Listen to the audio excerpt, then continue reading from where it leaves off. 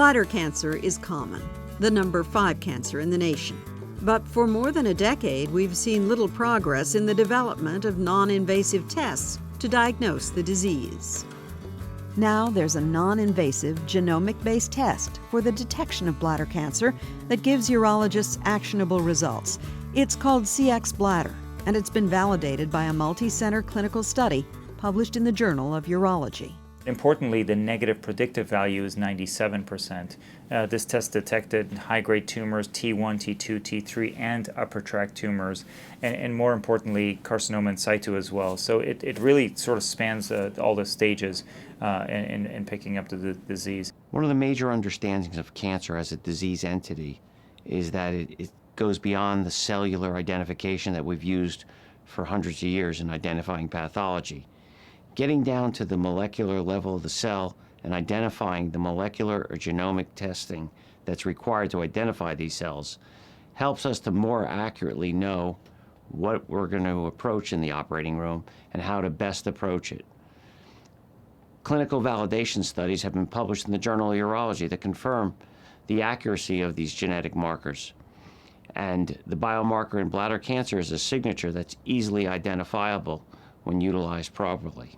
The performance of the test has been shown to be 82% sensitive with a 97% negative predictive value. Those are numbers that you feel comfortable with when you have a urine test that's been completed prior to your investigational procedure. One of the advantages of Cxbladder is that it has a very high sensitivity as well as specificity. What that means is that if the cancer is there, most likely we will see it on this test, and if it's not there, most likely this test will be negative. So it does offer a huge advantage for patients. We have used Cxbladder, and we like it because of the high sensitivity and specificity and the way in which it's reported. FISH tests are either positive or negative, and it's not quite so straightforward. I think it's more along a continuum of risk, and this is why I think this offers an advantage. The Cxbladder offers the advantage.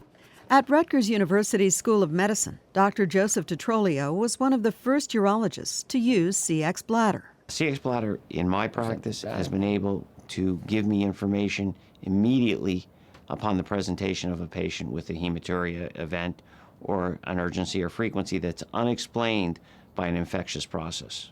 It's another piece of the puzzle that fits into my thought process on deciding what is the best treatment to pursue with a patient, being the most efficient possible. Without that piece, you're forced to do tests that may not be necessary or procedures that are not indicated in a patient. And at the University of Southern California, Dr. Sia Danishmand, Director of Clinical Research and Urological Oncology, says Cxbladder can be used to detect bladder cancer in treating patients with comorbidities and those being monitored for recurrence. As a bladder cancer center of excellence, we're always looking for new molecular markers and new tools to help us diagnose, treat, and predict recurrence rates. The use of these markers can be very helpful in some patients with comorbidities. For instance, in patients with renal insufficiency, we can't use IV dye. In the patients with gross hematuria, a lot of our other diagnostic tests, such as urine cytology, are difficult to evaluate because they're looking for whole cells. Here you're at the molecular level. The blood presence in the urine really doesn't affect the test. Cxbladder gives urologists actionable results that can make a meaningful difference in a patient's diagnosis and treatment. Cxbladder gives me that opportunity to fine-tune my procedures and time of intervention when it's most necessary to affect the patient's life the best way possible. Got the results back, and they were good. They were good. We can't do everything to everybody. So you've got to find a way to hone down who needs what and how quickly do they need it. And that's really where this test comes in. It doesn't cure the disease. It just allows you to intervene more aggressively early on and delay further interventions unless absolutely necessary. That's really the key, what you're talking about.